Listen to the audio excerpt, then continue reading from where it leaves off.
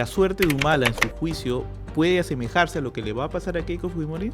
Sí, va a marcar un derrotero definitivamente. Nadie dona algo gratis. Por eso Odebrecht donaba a todos, pero no avanza el caso contra el señor Vizcarra. Eso sí es una curiosidad grande. Es muy posible que Dina Boluarte termine en la cárcel. Los bienes que te dan en préstamo también implican una mejora patrimonial. Sí me parece que cuando el partido llega al poder, sí puede ser utilizado como un medio para cometer delitos. Son lavanderías que se crean, por ejemplo, para lavar dinero, es la clásica. Chifas, también hay un montón. No sé si han visto peluquerías. Coima no solamente es plata, también pueden ser favores sexuales.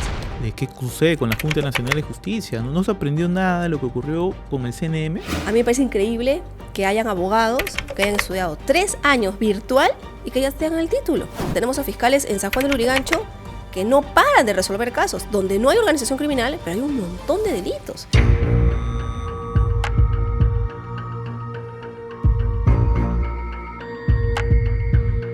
Hola, bienvenidos a un nuevo episodio de Agente Encubierto, el podcast donde contamos la historia detrás de los casos más emblemáticos que han sacudido el país.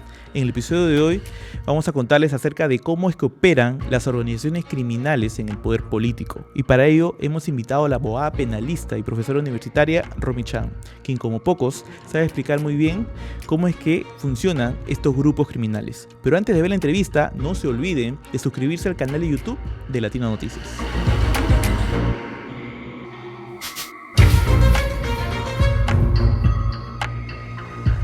Doctora Chan, aquí en el programa Agente Encubierto tenemos una suerte de ritual que a todos los que pisan el set los invitamos a dejar sus celulares aquí para evitar cualquier tipo de distracciones. Pues, ¿no? Nos desconectamos un rato, conversamos tranquilos y de ahí volvemos a la realidad. ¿Le parece? Perfecto. El grupo que está ahí, bien custodiado. Ahí está su cadena de custodia correcta. Doctora, se viene un año judicial, o ya estamos en un año judicial bastante interesante, ¿no? Para usted, ¿cuál va a ser? O sea, juicio a Humala, han anunciado también un pronto juicio a Martín Vizcarra, han anunciado el juicio a Keiko Fujimori. Para usted, ¿cuál va a ser el acontecimiento judicial del año? Yo creo que dependiendo de lo que ocurra con la presidenta Dina Boluarte, una posible salida de ella como presidenta e ingreso de un presidente del Congreso. Pero eso es en el ámbito político. Eso es en el ámbito político. En los tribunales. En los tribunales. ¿Cuál va a ser el caso judicial o el acontecimiento judicial? ¿Juicio Keiko, el juicio Humala, de repente Yo creo que el juicio Humala porque es el más cercano, que es donde ya existe actualmente un juicio, porque ya se aprobó una acusación. En el caso de Keiko todavía eso lo veo un poco complicado, y el caso Vizcarra, bueno, está en pañales, o sea, realmente no tenemos nada contundente aún a nivel de acusación, donde ya se mencione algo, pruebas, ¿no?, establecidas. No, pero en el caso de Vizcarra ya estamos hablando de un inicio de juicio por las presuntas coimas que recibió de estas dos constructoras cuando era gobernador de Moquegua, ¿no? Pero dudo mucho, así en ojo de buen cubero, que eso realmente se vea este año. Yo creo que eso tal vez el próximo año se va a poder mirar. Lo que pasa es que hay que tomar en cuenta que cuando la sala convoca un juicio, el juicio tiene algo que es el principio de que no se puede romper. ¿Qué significa? Que yo no puedo hacer sesiones, por ejemplo, una vez al mes. Claro. Están obligados los jueces a convocar sesiones una vez cada 10 días. Si no las convocan dentro de 10 días, el juicio se rompe y tiene que volver a empezar desde cero. Entonces, para que una sala pueda programar el juicio en su agenda, tiene que estar muy segura de que va a tener esa posibilidad de cumplir con el plazo. No puede por eso programar juicios así nomás. Entonces, yo creo que viendo esas perspectivas, tal vez el juicio de Humala, que es el que ya, bueno, está ahí, ¿no?, aporta, sea el que se revive. Claro. Y bueno, eventualmente el de Vizcarra, pero... Bueno, el de Keiko ya tiene fecha. El de Keiko tiene fecha, sí, también podrías... Bueno, va a ser muy interesante entonces. Y ojo, no olvidemos, si bien es un plano político, si sale la presidenta, van a iniciarse también una serie de denuncias constitucionales, se va a levantar la inmunidad, lo más probable, y en el caso de ella yo creo que sí va a ser el tema rápido, porque está todo como bastante claro por lo que ahí vamos con el tema del caso que tiene pues la presidenta Dina Boluarte. Pero regresando un poco al caso Humala, al caso Keiko, ¿por qué considera que Humala sí sería el acontecimiento del año? No sé, la verdad, sí, el acontecimiento desde el punto de vista del resultado, sino que es algo que se va a ver este año. Porque la verdad, el caso Humala empezó con fuerza, pero luego de estas resoluciones que se dieron en Brasil, de este tema de no poder valorar, ¿no?, lo que dijeron los colaboradores, o entre comillas, colaboradores, ¿no?, la gente de Odebrecht, como que perdió fuerza. Sin embargo, me parece que la Fiscalía está buscando enrumbar el tema desde otro punto de vista, que es todas las pruebas que se obtuvieron en Suiza. Así es. Porque realmente ahí no se habría roto la cadena de custodia en la medida en que esas pruebas se entregaron directamente, ¿no? Entonces vendría lo mismo, pero a través de otra vía que ya no sería Brasil, sino por esta primera opción, que tal vez sí podría hacer que el caso se vuelva a fortalecer. Ahora, de repente el público no recuerda, pero el caso de Humala se parece mucho a la acusación que hay contra Keiko Fujimori, porque partimos de la semejanza de que a los dos se le acusa de lavar presuntamente dinero de Odebrecht a través de los aportes en campañas políticas. La pregunta va, ¿la suerte de Humala en su juicio puede asemejarse a lo que le va a pasar a Keiko Fujimori? Sí, va a marcar un derrotero definitivamente. ¿Por qué? Porque en el caso del delito de lavado de activos, para poder decir que existe un delito, debe haber un dinero negro que se lavó. Y lo que la Fiscalía establece es que ese dinero negro fue el que Odebrecht dio. Y ahí, ¿cuál es el problema que se va a tener que resolver a nivel judicial? Es si realmente eso puede ser considerado dinero negro o no. Porque Odebrecht ha reconocido que pagó coimas, pero lo que no ha reconocido es que el dinero que utilizó es dinero negro. Lo que ellos dicen es, oye, este es dinero bien habido que yo generé cuando realicé las obras, por las contrataciones. Es como, por ejemplo, que uno de su sueldo le pagara una coima al policía. Que el policía va a decir que cometes lavado de activos porque el dinero es negro. No, el dinero no es negro. Ese es en realidad el gran debate que hay en el juicio por los aportes de Odebrecht a las campañas políticas. Si el dinero es caso de Humala como negro el caso o de no. Fujimori. Exacto. Entonces hoy, si usted fuera, por ejemplo, abogada de Keiko, sería una de las más interesadas en ver cómo termina el juicio Humala, ¿no? Sí, sí, por supuesto, porque eso va a marcar el derrotero. Y ahora, el caso de Keiko tiene algunas peculiaridades, ¿no? Porque en su caso se mezcló mucho, yo creo que se abrió demasiado la investigación, porque se empezó a citar a todos los empresarios que habían hecho donaciones, cuando claramente todos decían, oye, este dinero es legal, ¿no? Yo lo he declarado, viene de mis ingresos, o sea, no había problema respecto a eso. El asunto era un aporte ilegal a partidos políticos, que en ese momento no era delito.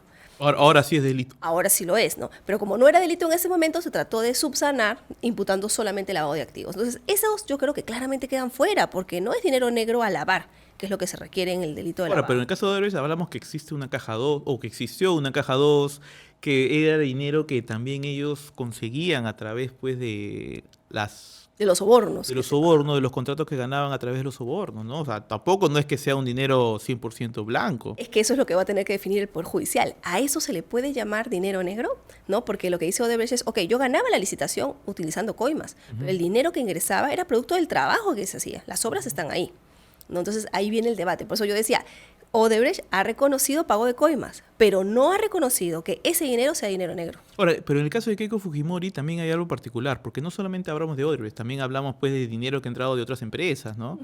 O sea, que también empresarios han reconocido que financiaron la campaña y no declararon a la OMPE, que se hicieron estos cócteles para presuntamente camuflar ese ingreso de este dinero, ¿no? O sea, no solamente estamos hablando de la empresa brasileña.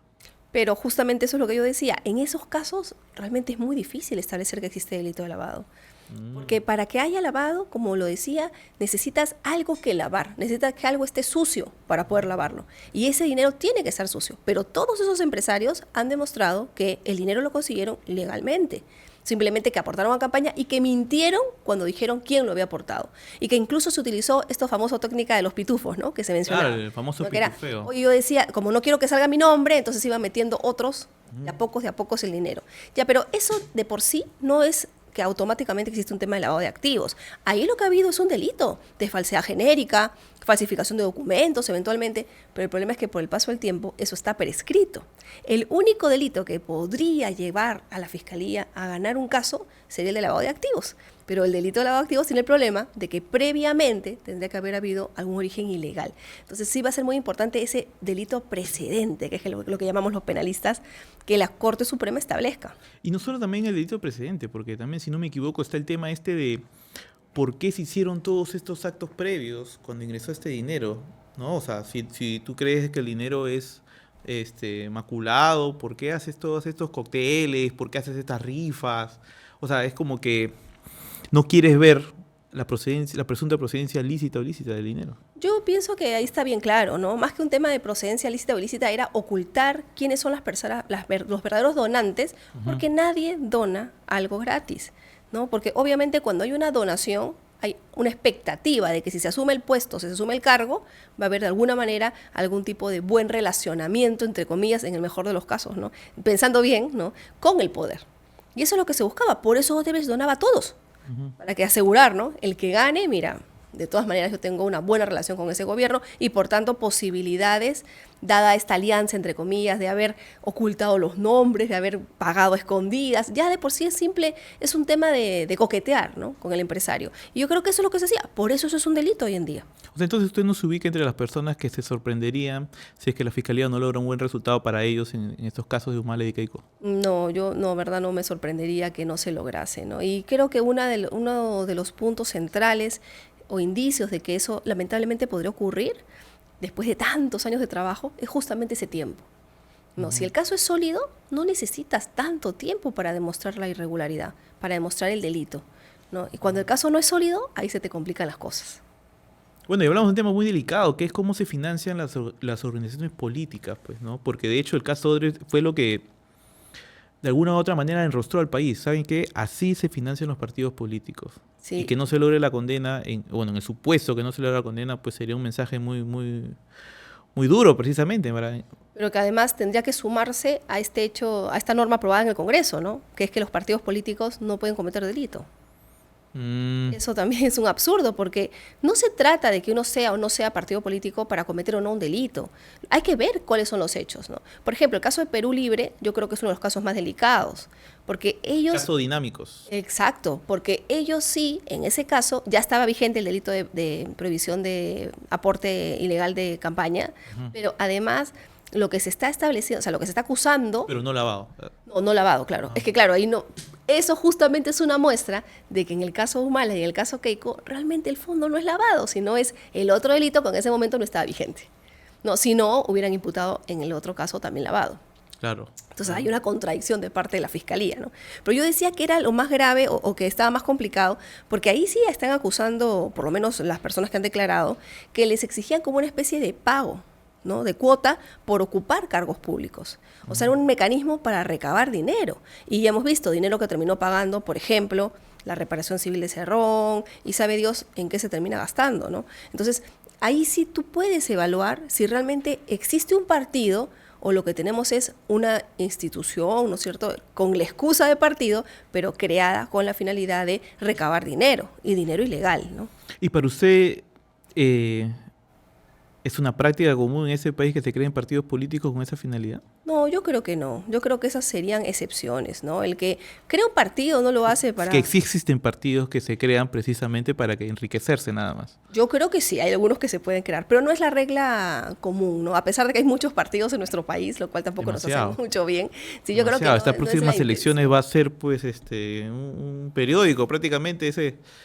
Va a ser terrible, ¿no? Esa Pero esperemos, bueno, además hay ya un montón de candidatos presidenciales que creo ya han dicho voy a postular, ¿no? O sea, con lo cual sí vamos a tener realmente un periódico de ficha. Pero bueno, yo creo que no es tanto la intención de crear un partido para cometer delitos, exprofesamente para cometer delitos. Pero sí me parece que cuando el partido llega al poder, sí puede ser utilizado como un medio para cometer delitos. O sea, no se puede descartar así a priori que ningún partido político pueda haberse generado con la finalidad de cometer delitos o pueda haberse convertido ya en el camino en un instrumento para cometer delitos. Pero si partimos de la tesis del caso Odebrecht, pues, ¿no? Empresas que financian previamente a estos partidos políticos con la finalidad de luego regresen ese favor dado, pues yo creo de que ese es uno de los problemas naturales que hay en ese país. Sí, pero en esos casos, incluso en esos casos, yo no vería que la organización política fue creada para cometer delitos. Yo ahí lo que aprecio es que hay un ánimo de buscar el poder y claro, para llegar a ello no importa cómo, ¿no? Bueno, entonces si necesito recibir dinero indebido de la minería ilegal, de narcotráfico, donde venga, lo voy a recibir porque lo que quiero es llegar al poder. Pero no es que haya creado el partido con la finalidad de cometer un delito, sino que mi intención es llegar al poder. Y eso es muy importante, ¿no? Porque hay que distinguir el uso de una empresa o de una persona jurídica o de una ONG, que tampoco están fuera de evaluación, ¿no? O sea, hacerla nacer para crear delitos es distinto a que en el marco de la institución se pueda haber generado uno, ¿no? Pero que no haya sido el fin por el cual se creó. Lo más común es el tema de tener una institución en el marco de la cual se generan delitos, pero no que se creen instituciones para cometer delitos. ¿Eso dónde lo vemos? En lavanderías clandestinas, en lavanderías que se crean, por ejemplo, para lavar dinero, esa es la clásica, chifas, también hay un montón. No sé si han visto, peluquerías. Claro, tales. Caramba, tenemos un montón de peluquerías y siempre está vacía, ¿no? Pero ahí está. Entonces, esos son indicios de, oye, esta sí es una empresa creada para lavar, porque realmente no atiende a nadie, pero reporta como si atendiera a 50 personas al día. Entonces, ahí tenemos un problema, ¿no? Bueno, pero es que también el financiamiento de partidos políticos termina siendo una caja de Pandora, pues. Sí. Y además, sobre todo, porque yo creo que no tenemos realmente una línea de partido, ¿no? No hay una ideología que realmente sustente la creación de un partido. Tranquilamente, ¿no? Ese es el gran problema. Ahora, y en esta vorágine, por así llamarla, de los últimos años, porque creo, si no me equivoco, que 7, 8 años estamos con este tema de que la Fiscalía cumple un rol pues fundamental en lo que estamos viendo, porque, claro, ellos son los que investigan a los partidos políticos. Hace unos días, recuerdo usted, decía en una entrevista aquí también en Latina, hablaba de la Fiscalía como actor político en esta coyuntura, y no solamente de esta coyuntura, sino de años atrás, pues, ¿no? Por ejemplo, este actor en el sistema de justicia, la Fiscalía, como las organizaciones, ¿usted lo ve con preocupación? En este momento sí, ¿no? Porque, a ver, yo creo que en la política, realmente, querramos o no, todas y todos los ciudadanos participamos de alguna manera. Pero claro, la Fiscalía tiene pues como mandato constitucional perseguir el delito. ¿Qué pasa cuando los políticos cruzan la línea? Pues, exacto, ahí tiene un rol especial, ¿no? Y en este momento, lamentablemente, hay un resquebrajamiento tremendo del Ministerio Público, que la verdad yo creo ha sido en el fondo causado también por esta falta de definición y de nombramiento de fiscales titulares. Y eso mismo ocurre en el Poder Judicial. Ahora, esto lo dice porque, claro, hay jueces, por ejemplo, supernumerarios, hay fiscales provisionales. Y jueces provisionales también. Y que precisamente son las personas o los funcionarios que terminan siendo más... Los que resuelven los casos candentes. No, bueno, y también las personas que pueden ser más pasibles de presiones, ¿no? Por parte de sus superiores. Porque son nombrados a dedo, esa es la realidad. Son parte del entorno de quien ocupa el cargo de presidente de la Corte, presidente del Poder Judicial, fiscal de la Nación. O sea, finalmente el fiscal de la Nación llega con todos sus amigos. Para ustedes es el pecado original, por ejemplo, de que hay en esta crisis en el sistema judicial. Es que ahí se generan una serie de problemas, ¿no? Porque si todos fueran titulares y tuvieran su plaza, es que ya no se podrían hacer mayor cambio. Porque todos tienen su plaza. Pero en el Perú la regla no es ser titular, la regla es la provisionalidad. Y mientras eso no cambie, vamos a seguir teniendo complicaciones. No tenemos fiscales supremos para integrar la Junta de Fiscales Supremos. Bueno, ahí partimos entonces de qué sucede con la Junta Nacional de Justicia. ¿No se aprendió nada de lo que ocurrió con el CNM? No hemos aprendido nada. Yo creo que estamos peor, ¿no? ¿Por qué?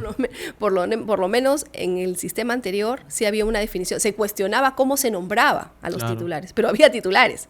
Ya, pero es que ahora no tenemos titulares. Y lo que ha venido alegando la Junta es que no tiene presupuesto, que no le dan recursos. Pero caramba, esa era su función principal. No tanto al abrirse estos otros frentes, que bueno, han venido porque han tenido que llegarles, ¿no? Pero su función principal era esa, nombrar fiscales y jueces titulares. Ahora, claro. Y claro, hablar del CNM es hablar del caso de Cuellos Blancos, ¿no? Un caso que hasta hoy no tenemos una respuesta por parte del sistema judicial. Seguimos en investigaciones. Pero, ¿por qué considera usted que no se aprendió nada de Cuellos Blancos? Porque la Junta Nacional de Justicia simplemente pareciera de que se cambió de nombre, nada más, a la entidad. Sí, y porque además me parece que las cosas son como cíclicas. No sé si vemos que en el Perú como que todo va en un ida y vuelta, ¿no? O no será porque el sistema pues está tan contaminado que ya no, como que tendría que refundarse todo. Yo creo que más que refundarse no es un tema de la institución en sí, es un tema de las personas que ocupan los cargos, ¿no? ¿Ya? Yo creo que hemos olvidado que el funcionario público que es electo y que postula un cargo público postula para servirle al pueblo. Esa es su función. O sea, creemos que hay cuellos blancos, pero en realidad son cuellos verdes, morados, naranjados, púrpura. Usted que tiene ya varios años en el sistema judicial. Por supuesto, no podemos decir que eso no ocurre a nivel de los municipios. Por ejemplo, es evidente que también pasa con el tema de las licencias, los permisos. Que no es una historia de buenos y malos. No, o sea, es un tema de las personas entran pensando que en un puesto en el Estado resuelven toda su vida, sus problemas. Y no funciona así, al contrario, ¿no? Entrar al Estado es entrar con vocación de servir. Yo creo que una de las labores sociales más importantes es la de ser funcionario público, pero así no se percibe. Al contrario, ¿no? Se percibe, no me alcanza. Pero ¿cómo yo voy a ganar esto? Tengo que ganar más, bonificaciones, aumentos, incrementos. Uso los gastos del Estado para hacer mis cosas personales. Y eso me parece normal. Intercambio favores. Es que todo eso se explica por esta falta de concepto de sé qué es ser ciudadano y qué es ser funcionario público. Por eso no hay transparencia en el manejo. Entonces, si no cambiamos ese chip y las personas a las que elegimos vuelven a incurrir en esta misma dinámica de primero yo, después yo, tercero yo, y bueno, el pueblo, si se puede, vamos a tener el mismo problema. Es crisis institucional en todas las instituciones, porque esto no solamente se da en el Congreso, no solo se da a nivel de la Junta, no solo se da en la Fiscalía, estamos prácticamente Ahora, en todos pero, lados. y hablar de cuellos blancos es también hablar, o sea, en este caso puntual, ¿no? Es cómo se infiltran las organizaciones, creo que yo que lo más grave, cómo se infiltran o sea, las redes criminales en el sistema de justicia, pues, ¿no? Y eso siempre ha sido así también, ¿no? Es verdad. Toda la vida, ¿no? Solamente que ahora tal vez con el tema de la tecnología se ponen a trasluz más cosas que las que existían antes, ¿no? Lo que hacía Fujimori y Montesinos, coimeando a diferentes personas, a congresistas, a diferentes personalidades, probablemente es algo que se había hecho casi siempre en el gobierno, pero que se pone a trasluz con el video. Pero ¿cuál es el problema con cuellos blancos? ¿Por qué considera usted que el caso todavía no se termina de cerrar? Yo creo que el problema de Cuellos Blancos es que en verdad sí han habido actos de corrupción, pero una cosa son actos de corrupción y otra cosa es de hablar de una organización criminal.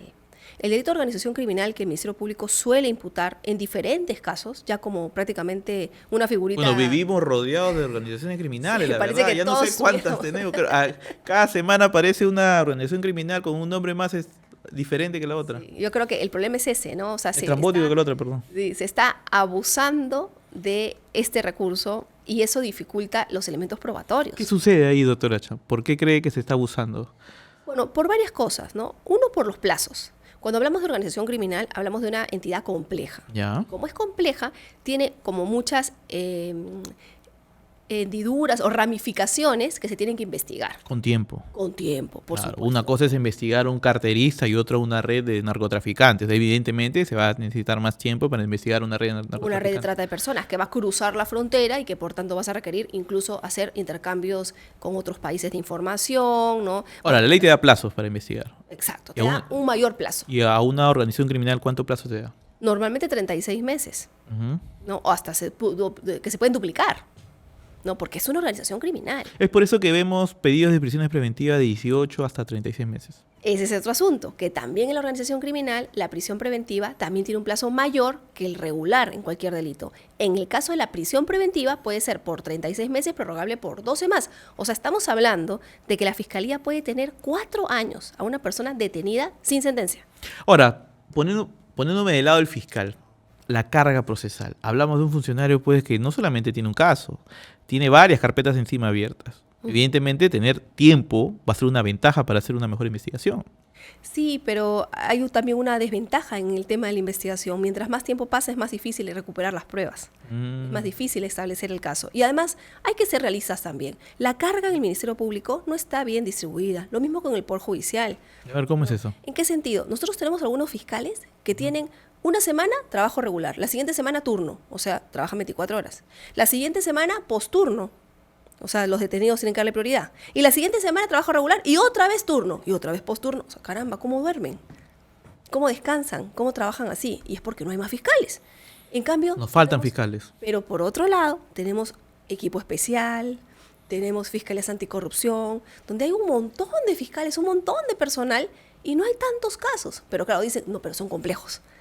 Ya, pero yo creo que no hay una muy buena O sea, la balanza distribución de no- carga. No hay una buena distribución de carga, ¿no? Y curiosamente son esas fiscalías las que tienen más personal, las que alegan siempre organización criminal. Entonces yo no creo que sea Ahí, tanto... por ejemplo, me voy a dar unos casos puntuales. Sí, por ejemplo, todo lo que es el tema de las fiscalías anticorrupción, de crimen organizado. Bueno, algunas en crimen organizado sí que tienen casos bien complejos, ¿no? Pero hay muchas fiscalías de corrupción de funcionarios que realmente no tienen casos de criminalidad organizada, pero ellos mencionan que es un tema de criminalidad organizada. Y es lo que se debate. Casos, por ejemplo, yo lo veo así. Tenemos el mismo caso de Cuellos Blancos, el caso de Keiko, el caso de PPK. O sea, el caso de PPK es organización criminal, él, su guardaespaldas, creo, su chofer y su secretaria. Esos tres, es que son tres o más, es una organización criminal. Eso no es una organización criminal, ¿no? Pero están metidos como organización criminal. Y esa es la justificación para darles más fiscales. Pero caramba, tenemos a fiscales en San Juan del Lurigancho que no paran de resolver casos, donde no hay organización criminal, pero hay un montón de delitos. En San ¿Cuál cree Juan que del es ese Lurigancho, criterio ahí? ¿Porque están los reflectores, nada más? yo creo que es un tema mediático, es un tema de que se le da prioridad porque, bueno, son casos más sonados, ¿no? Pero se descuida la verdadera criminalidad. Fíjate, en San Juan del Lurigancho me parece que el promedio de violaciones es 1 por día. Eso es un montón. O sea, más un criterio político también.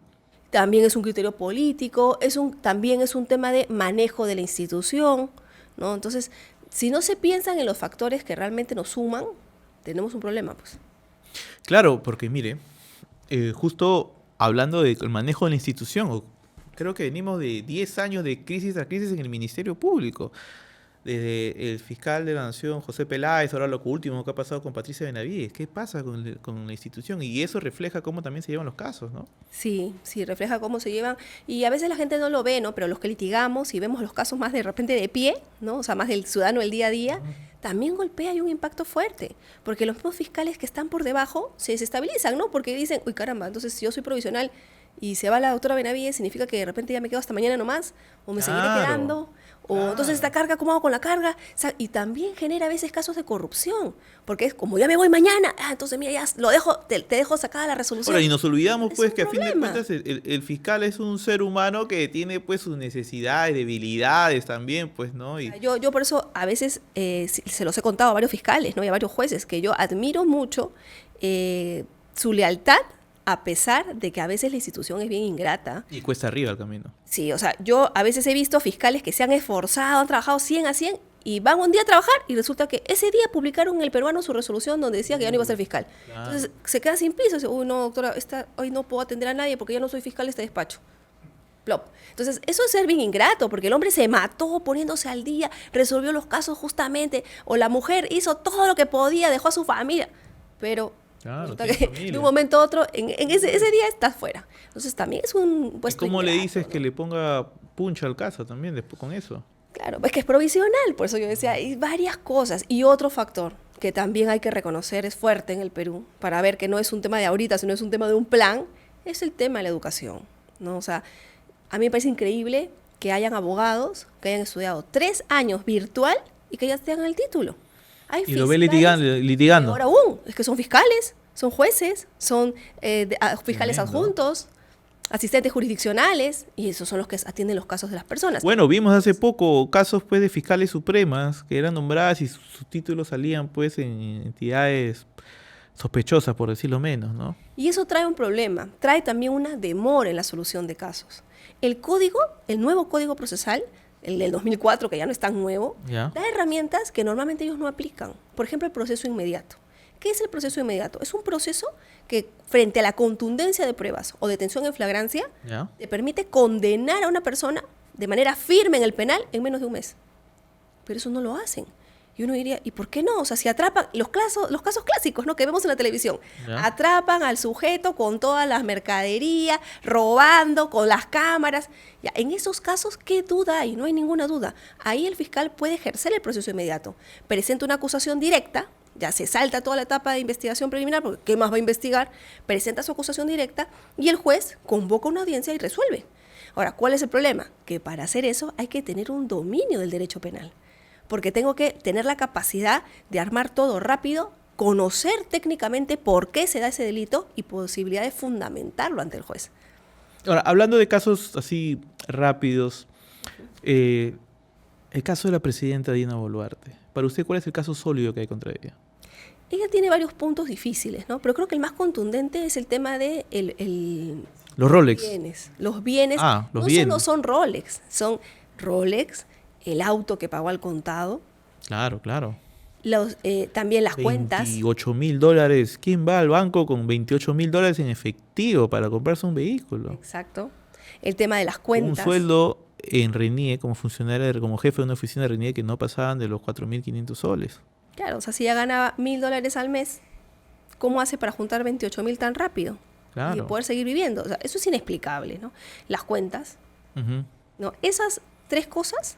O sea, por usted ese tema es más Contundentes por un tema sólido de- que el tema de los Rolex. Lo que pasa es que en el delito de malversación, o sea, en este delito que sanciona el incremento patrimonial desmedido, el enriquecimiento ilícito, la prueba, o sea, se presume, hay una inversión de la carga de la prueba. Se presume que el funcionario que no puede acreditar de dónde sacó el dinero para comprar todo eso, comete el delito.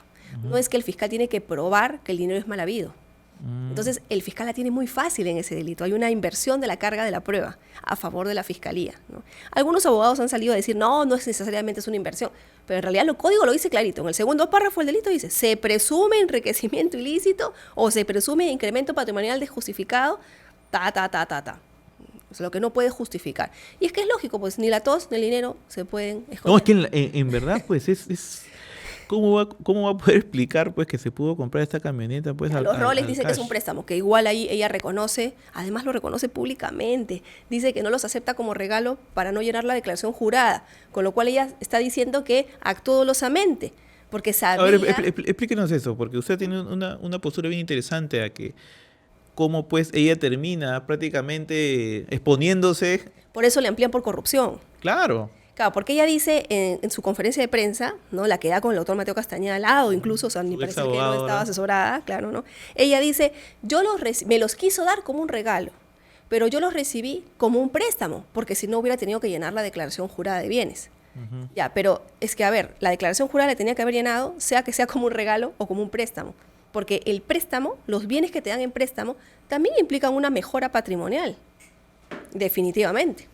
Y ella no lo ha declarado así. Entonces, lo que ella está diciendo de alguna manera, al decir, oye, yo no lo declaré como mío, sino mejor dije, voy a hacer como que me lo han prestado, ya está aceptando que le dieron algún tipo de beneficio. Una dádiva. Una dádiva, que es justamente el presupuesto para un acto de corrupción.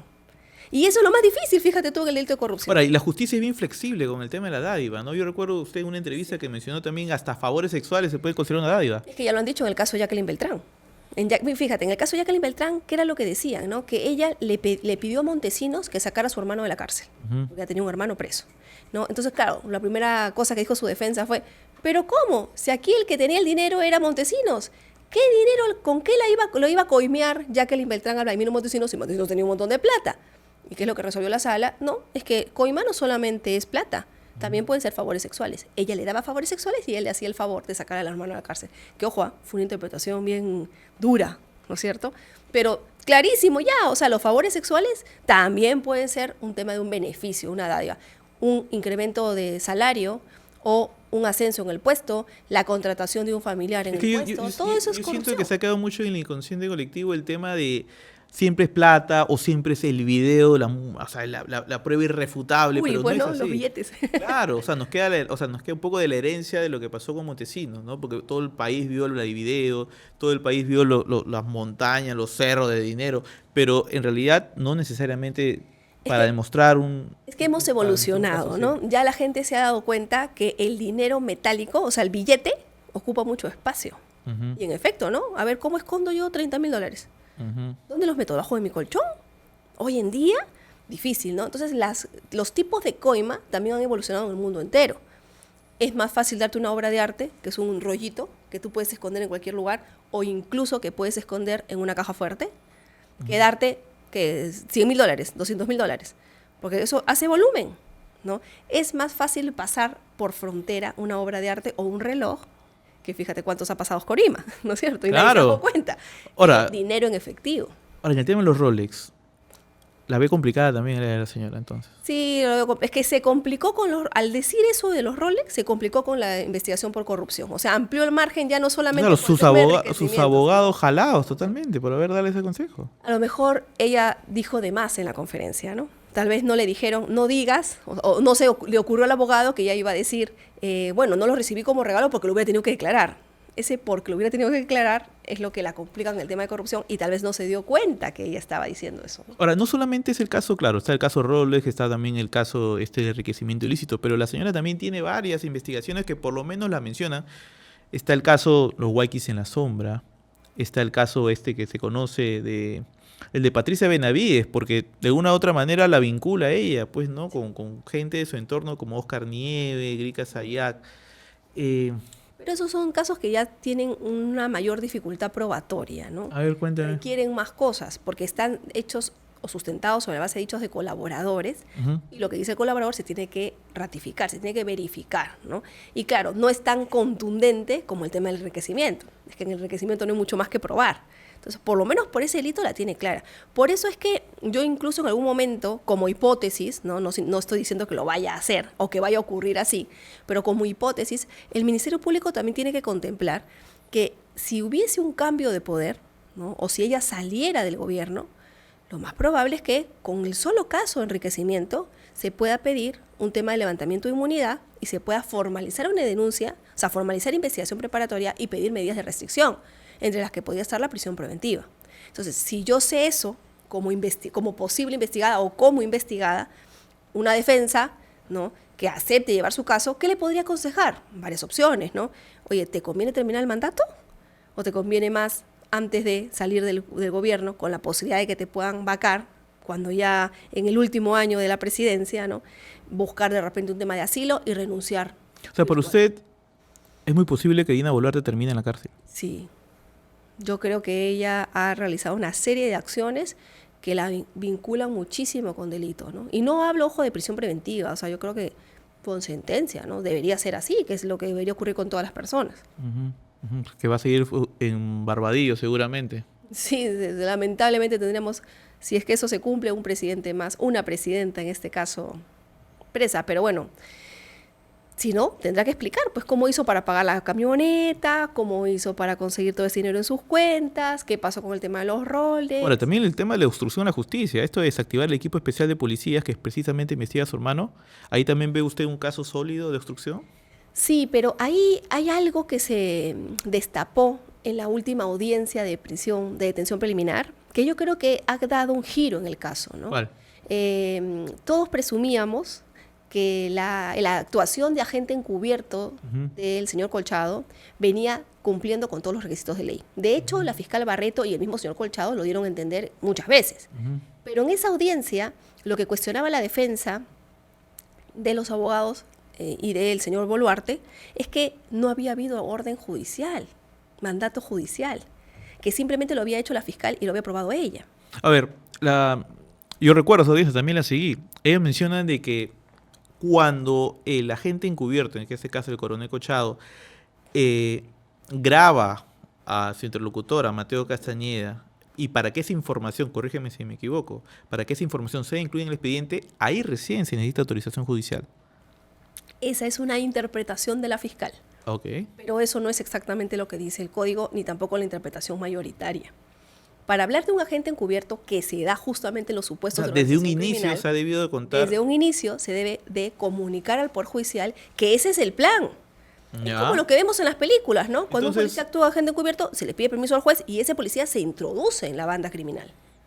Ya, pero cuando se activa, por ejemplo, el uso de esta técnica especial de investigación, no basta entonces solamente contar con la aprobación del Ministerio Público a una fase donde no se graba, solamente se reúne con la persona. Esa es la interpretación de la fiscal, pero Ya. en estricto no está así en el código.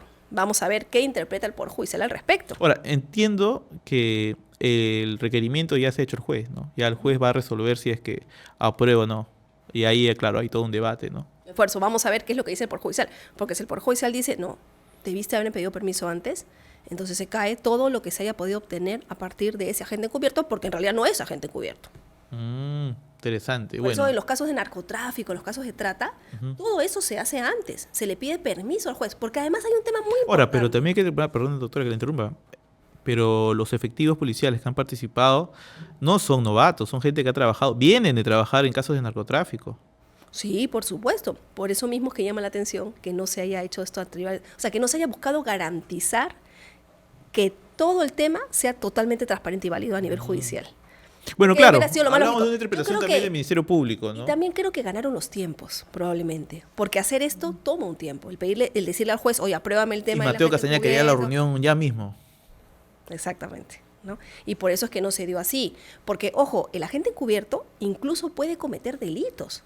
El agente instigador, creo que le dicen, ¿no? No, esa es otra cosa, ese es el agente provocador, que es, por oye, la favor. persona no tenía intención de cometer el delito, pero yo la instigo, la incentivo, creo en la persona la resolución para cometer un delito. No, y esa es otra cosa, porque Ya. en realidad yo estoy haciendo que el delito se produzca.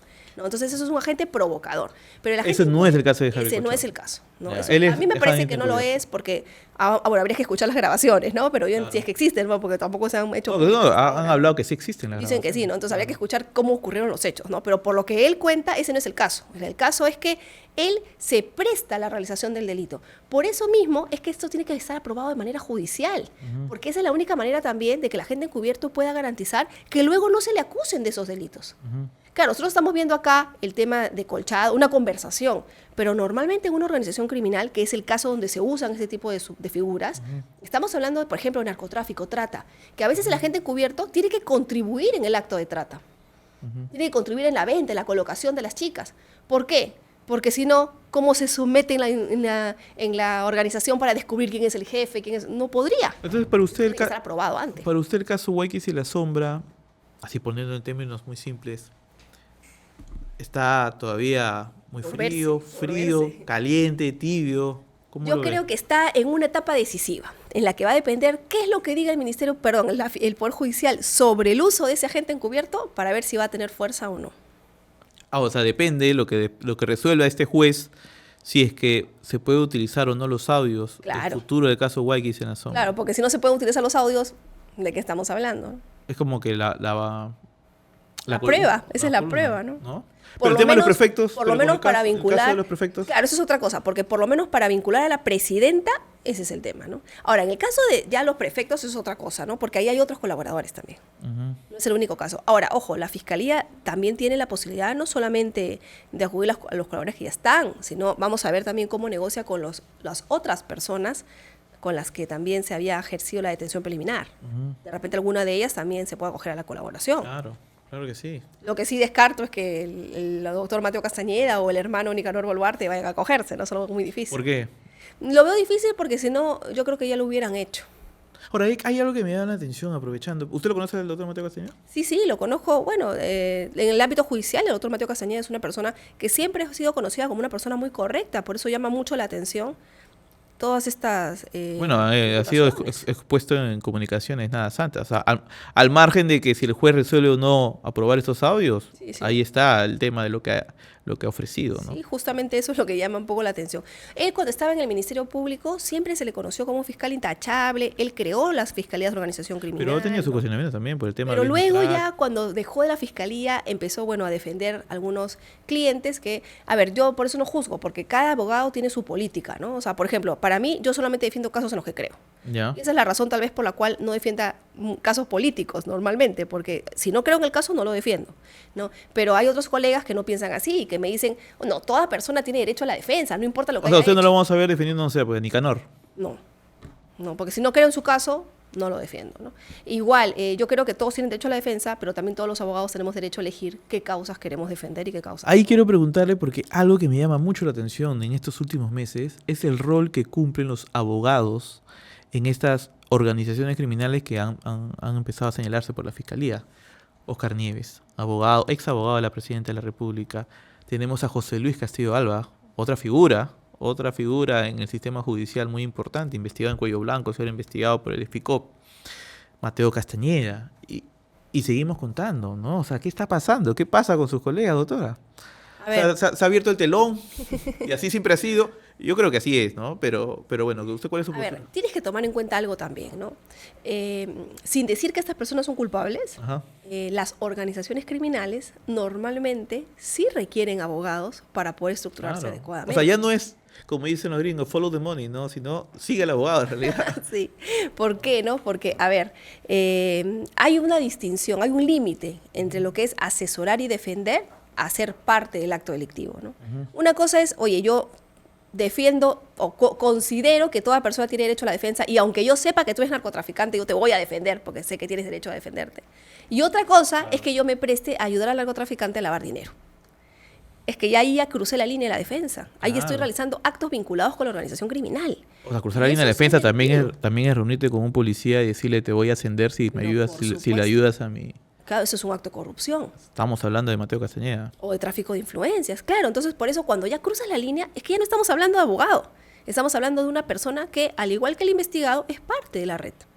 O es parte del hecho delictivo, ¿no? No necesariamente organización criminal.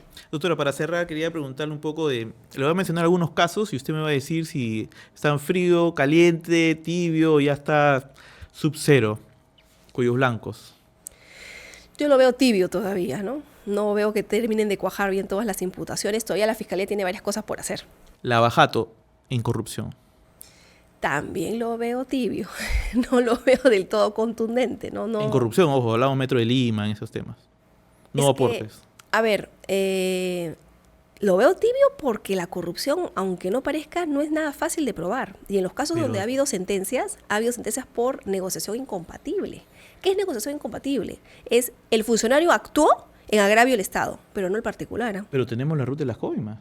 Sí, vamos a ver, pero todavía no se ha materializado. O sea, vamos a ver cómo va continuando Bueno, y la esto. más barata ya no quiere decir declarar. Por eso, vamos a ver cómo se materializa, por eso está tibio. Lavajato, aportes. Y ahí yo lo veo de tibio para abajo. Ah, sí, frío ya, casi Sí, frío. casi frío. Nuevamente, depende mucho de la interpretación del Poder Judicial sobre el tema de los aportes. De si son dinero negro o no. Rolex. Ese caso, no solo Rolex, sino en general enriquecimiento, dinero que no puede justificarse, yo lo veo bastante fuerte, bastante caliente. Enfriado porque la inmunidad protege a la presidenta. Ese es otro tema ya para otro episodio de Agente Encubierto, porque la señora tiene de aliados al Congreso. Más que nada, esa es su mayor defensa que tiene. Sí. ¿No? Por ahora. Waikis. Waikis también lo veo tibio, ¿no? También va a depender mucho de qué se diga sobre el tema de las pruebas que se han venido recabando. Vizcarra. Intocable es la corrupción. Yo Vizcarra lo veo caliente, pero el problema es que no avanza, eso es cierto. No sé por qué no avanza ese caso, ¿no? El tema del dinero, que fue entregado uno a uno, el billete no miente. Hablamos de este último, exacto, el billete no miente, pero hablamos de este último caso, los intocables de la corrupción, de Provías. ¿Eso lo ve más sólido que el de cuando era gobernador de Moquegua?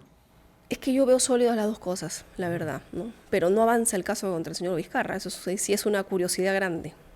Pedro Castillo. El caso de Pedro Castillo, bueno, está caliente porque él está preso ya prácticamente por el delito de rebelión, pero yo creo que también hay algo de tibio para arriba, ¿no? O sea, que se está formando sobre el tema de todas las colocaciones que han habido en los diferentes puestos. Ascensos también en la policía. Claro, o sea, eso es contundente, ¿no? Y hay algo que todavía se ha quedado ahí también en pausa, que es la declaración de Salatil Marrufo, quien ha dicho que él mismo le entregó 100.000 soles, si no me equivoco. O sea, eso es más grave que lo de la rebelión, que no lo creas, en penas. Claro que sí, en corrupción, claramente. Por supuesto. Ahora, el de Patricia Benavides. Yo también lo veo tibio, el de Patricia Benavides. Está como... Pero si Jaime Villanueva es el que es el principal confesor, delator. Sí, como de un montón más también. Pero vamos a ver qué es de todo eso se puede realmente acreditar. Doctora, le agradezco. Ya volvemos acá a la realidad. Muy bien. Nos conectamos de nuevo. El tercer brazo, dicen. Gracias por venir, doctora. No, gracias a ti por la invitación. Un placer.